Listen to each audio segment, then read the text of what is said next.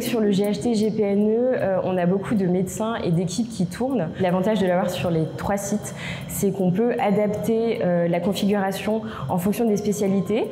Maintenant, en 2023, tous les téléphones, les tablettes, c'est un peu tactile. On a l'habitude de jouer avec du tactile. C'est assez facile d'utilisation. On appuie quelque part, on voit directement les choses. Ce qui est très bien avec ce dispositif, c'est qu'on a plusieurs fiches où on peut mettre plusieurs moniteurs de pression ou de saturation. Et en fait, toutes ces fiches, elles sont universelles. Celle-ci, c'est une sonde de température qui permet de prendre la température. Et en fait, on a juste à rajouter à un endroit, que ce soit ici ou ailleurs.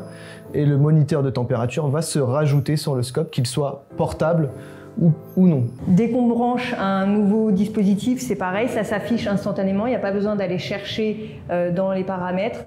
Les câbles sont rangés de manière automatique après chaque patient, on les enroule, on les remet là. Ça prend pas de place, ça traîne pas et ça nous permet de bien les entretenir. Cette praticité fait que tout est beaucoup plus simple. Par exemple sur mes réglages des alarmes. Et donc là, on va avoir l'intégralité de toutes les alarmes. Si je veux que ça soit ciblé, je veux juste cliquer sur mes alarmes de l'artère et là j'ai toutes mes alarmes qui s'affichent aussi. Quand on nous a installé ces scopes-là, on a créé ensemble un profil type pour le réveil avec les alarmes souhaitées par l'ensemble de l'équipe d'anesthésie.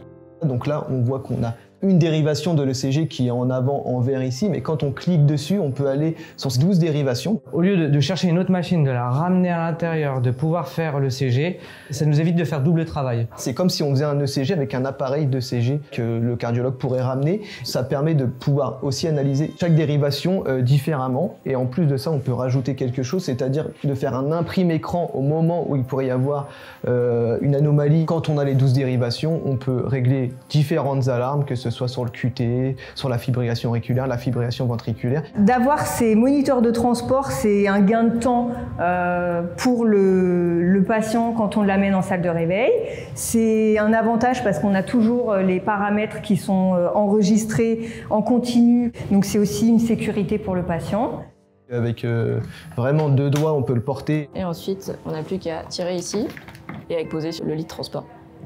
Ce qui est important, c'est qu'on a une continuité de la surveillance. Dès qu'on rebranche, on a l'historique. On a juste à aller dans les tendances et puis on retrouve les tendances graphiques et numériques de ce qui s'est passé antérieurement. On peut se permettre de mettre le scope qui vient des urgences au niveau de ce scope-là et de voir toutes les tendances que l'on peut voir ici. À quel moment il y a une désaturation, à quel moment il y a une hypotension et remettre les choses dans leur contexte. C'est sûr, c'est un scope portable. Des fois, on a des endroits qui sont un peu exigus, on touche, on tape. Avec ce petit bouton, on peut juste bloquer l'écran pour que ça ne touche pas pendant le transport.